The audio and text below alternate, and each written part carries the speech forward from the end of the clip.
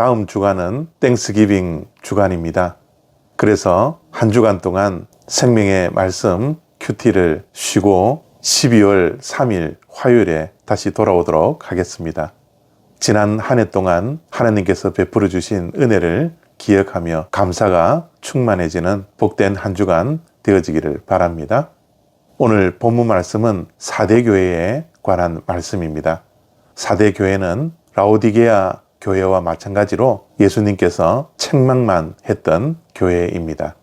요한계시록 3장 1절과 2절 말씀입니다. 사대교회의 사자에게 편지하라. 하나님의 7 영과 7 별을 가지신 이가 이르시되 내가 내 행위를 아노니 내가 살았다 하는 이름을 가졌으나 죽은 자로다. 너는 일깨어 그 남은 바 죽게 된 것을 굳건하게 하라.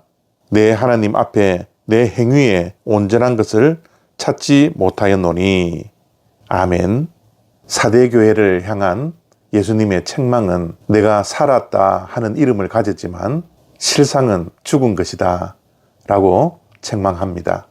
생명은 있지만 생명력이 없어 죽은 것이다 라는 말씀이죠.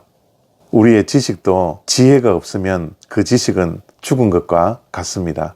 우리가 가진 지식을 삶 속에 실천하지 못한다면 그 지식은 아무런 생명력을 갖지 못합니다.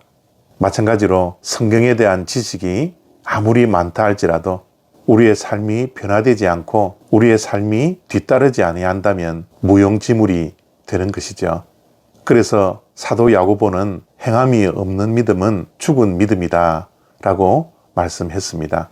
우리는 신앙의 연수가 얼마인지를 자랑할 것이 아니라 우리는 예수님을 믿는 믿음을 통하여서 우리가 날마다 얼마만큼 주님 안에서 변화될 것인가가 정말 중요합니다.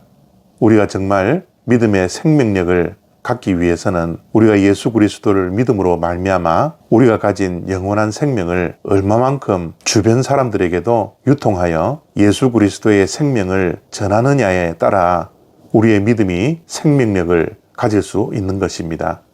이스라엘에 있는 갈릴리 호수와 사해바다를 예를 들 수 있습니다. 갈릴리 호수는 늘 생명력이 넘칩니다. 그 이유는 헐몬산으로부터 내려온 물을 갈릴리 호수는 바다만 놓고 있지 않습니다. 그 물을 요단강을 통하여서 사해로 흘러 보냅니다.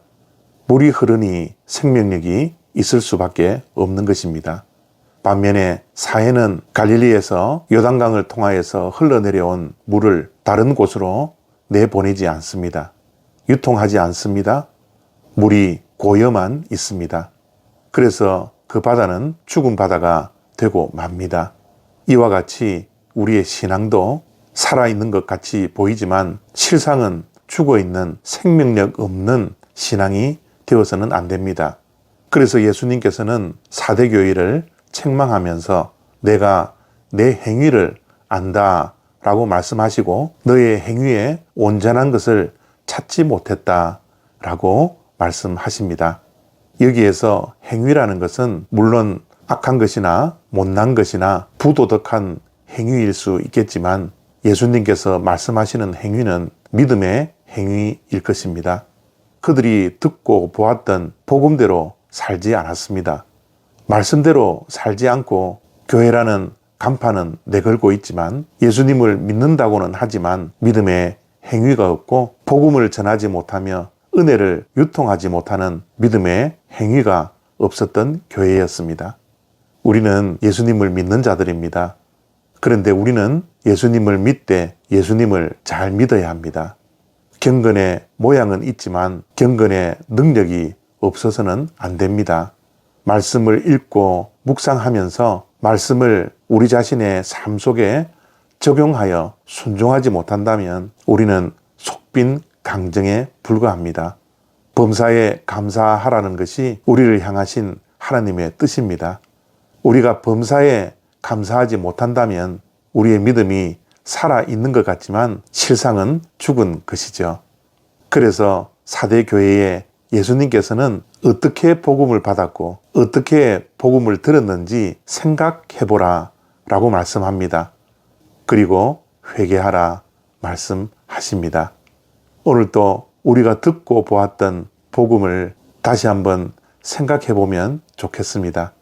우리가 어떻게 복음을 들었고 우리가 어떻게 복음을 받았는지, 그리고 그 복음대로 살고 있는지 우리 자신을 다시 한번 성찰해 보고 우리의 부족과 연약함이 있다면 주님 앞에 나와 회개하며 우리가 회복해야 할 것들을 회복할 수 있는 은혜가 우리 모두에게 있어지기를 원합니다. 감사합니다.